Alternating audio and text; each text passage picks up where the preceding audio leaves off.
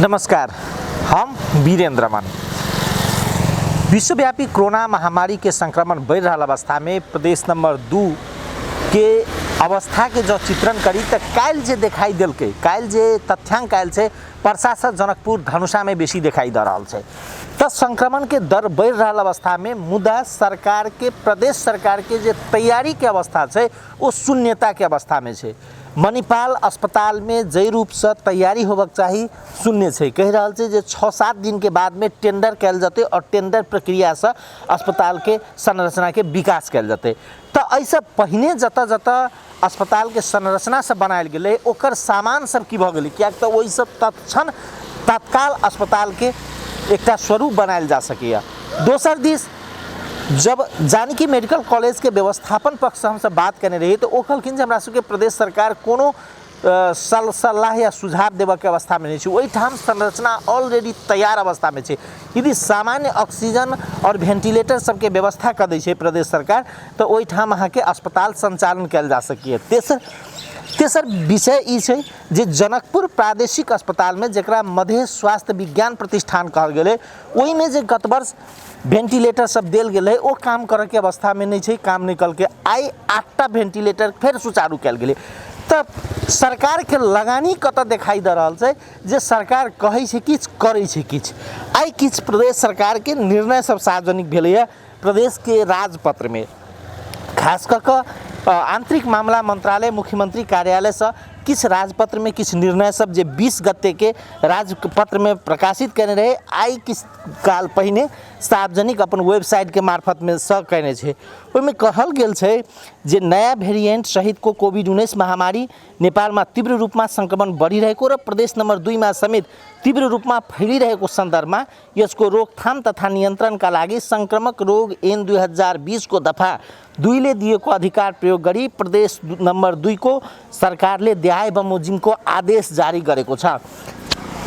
आदेश में की छै तो नेपाल सरकार मंत्री परिषद को 2078 एक 6 गते को निर्णय अनुसार जारी भएको आदेश को हक में सोही बमोजिम हुने गरी थप विषय को हक में आदेश में उल्लेख गर्ने बमोजिम जना 1 नंबर में कोविड-19 रोकथाम नियंत्रण तथा निदान उपचार का लागि राष्ट्रीय मापदण्ड तथा जनशक्ति परिचालन सहित को प्रति कार्य योजना सामाजिक विकास मंत्रालयले गर्ने।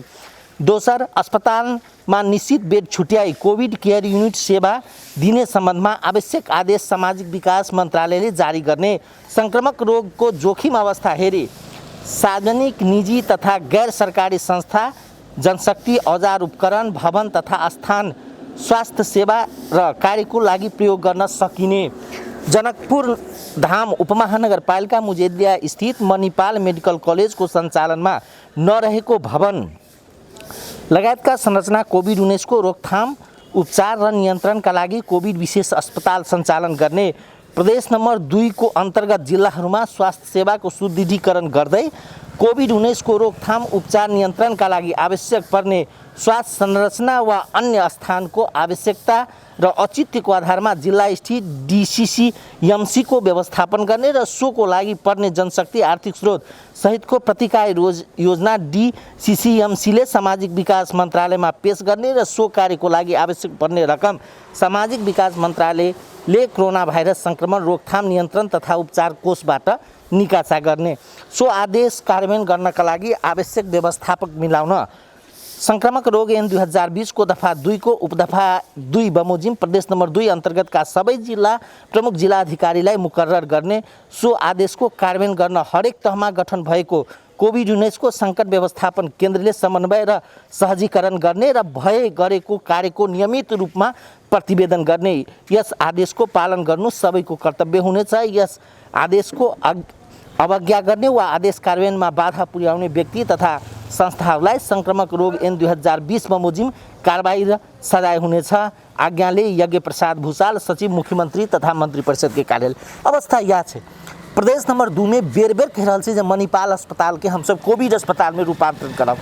खर्च के अवस्था देखबे तो 7 करोड़ रुपया भर रहा है। मुदा सरकार अखनो धरि जे संरचना है प्रादेशिक अस्पताल में ओ संरचना के तैयारी अवस्था में लक संचालन करण के अवस्था में नहीं मुदा जनकपुर में देखबे या धनुषा जिला के प्रदेश नंबर 2 के अन्य जिला के तुलना में अखन धनुषा जिला में ग्रामीण तह तक कोरोना संक्रमण भयावह रूप लेने छै।